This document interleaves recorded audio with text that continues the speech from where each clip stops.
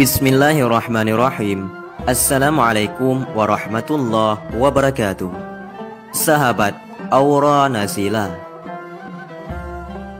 Kisah Rasulullah SAW mencekik jin ifrit karena mengganggu sholat. Jin adalah makhluk gaib yang diciptakan dari nyala api. Di antara mereka ada yang beriman, yaitu jin mukmin, ada pula yang kafir atau disebut setan.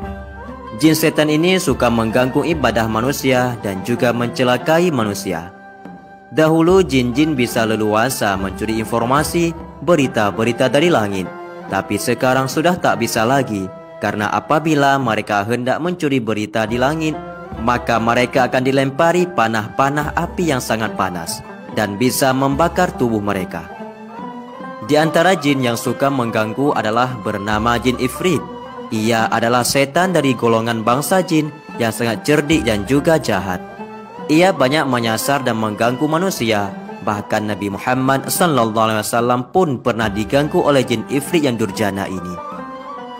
Sejarah keberadaan jin ifrit sudah ada sejak zaman Nabi Sulaiman alaihissalam.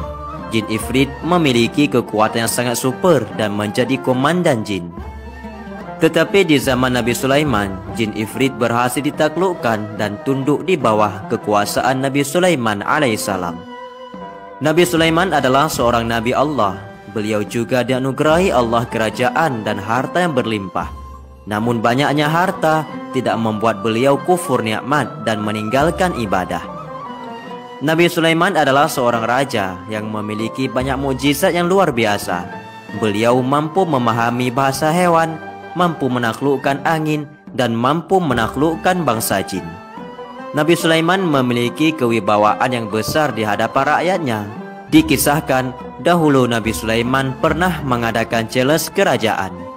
Beliau lalu mengumpulkan dan memanggil semua rakyatnya dari berbagai elemen dan bangsa, baik dari bangsa manusia, bangsa hewan, makhluk halus, dan sebagainya. Nabi Sulaiman lalu menawarkan kepada mereka semua sebuah tantangan tentang siapakah yang kuasa memindahkan istana Ratu Balqis dari negeri Sabah ke istana Nabi Sulaiman. Pemindahan itu harus bisa dilakukan sebelum Ratu Balqis dan pasukannya tiba di istana Nabi Sulaiman. Slogan itu lalu ditanggapi oleh salah satu makhluk dari golongan jin yang bernama jin ifrit. Ia adalah jin yang mengaku memiliki kekuatan besar yang mampu memindahkan istana Ratu Balqis. Jin ifrit lalu berkata kepada Nabi Sulaiman, "Wahai baginda, sayalah yang akan membawa istana itu kepadamu sebelum engkau berdiri dari tempat dudukmu, dan sungguh aku kuat melakukannya dan bisa dipercaya." Jin ifrit mengaku mampu memindahkan istana Ratu Balqis lengkap bersama batu-batu berharga yang melekat. Kemudian tanggapan muncul dari segolongan manusia yang alim. Pria itu bernama Asif bin Bakhia. Ia adalah sepupu Nabi Sulaiman. Ada pendapat lain mengatakan juga bahwa ia adalah seorang jin mukmin penghafal nama Allah yang paling agung. Namun pendapat lain menyebutkan bahwa ia adalah seorang ulama Bani Israel. Pria itu berkata kepada Nabi Sulaiman, "Wahai baginda, aku akan membawa istana itu kepadamu sebelum matamu berkedip." Pria itu lalu melakukan upaya untuk memindahkan istana. Dan ternyata luar biasa, tidak berselang lama, istana Ratu Balqis berhasil dipindahkan ke hadapan Nabi Sulaiman alaihissalam.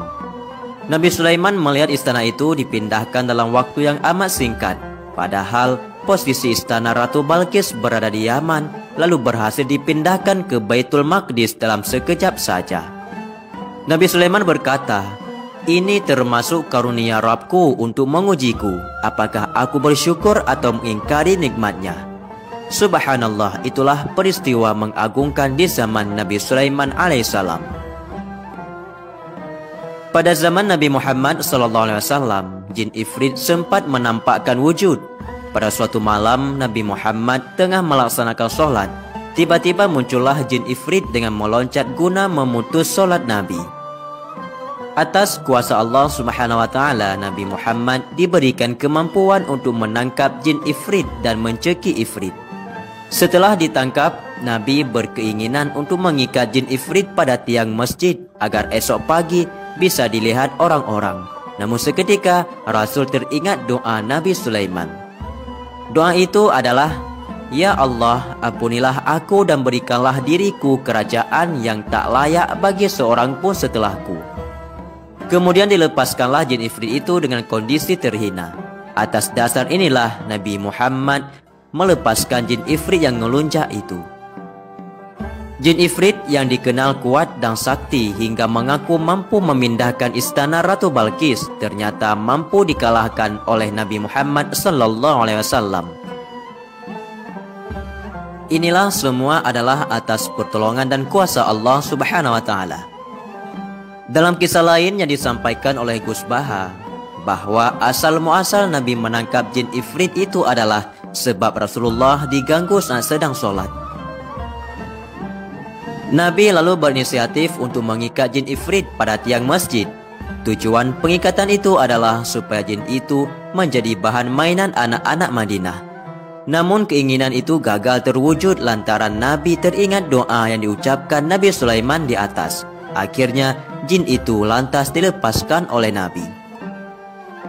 Tujuan Allah Subhanahu wa Ta'ala menciptakan bangsa jin adalah sama seperti manusia, yaitu supaya mereka menyembah dan beribadah kepada Allah.